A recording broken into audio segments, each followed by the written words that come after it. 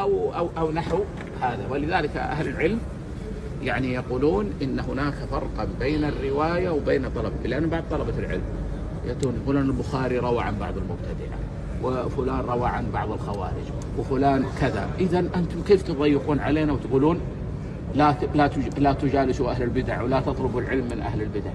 نقول الرواية مأمونة الزلل إذا كان مأمون الكذب، فهو سينقل لنا كلام رسول الله صلى الله عليه وسلم ولن يزيد عليه. أما العلم لا، هو سينقل لنا مدلول العلم، وهذا لا يؤمن فيه. ولا شك أن كل مبتدع يعلم علما ستؤثر بدعته في علمه.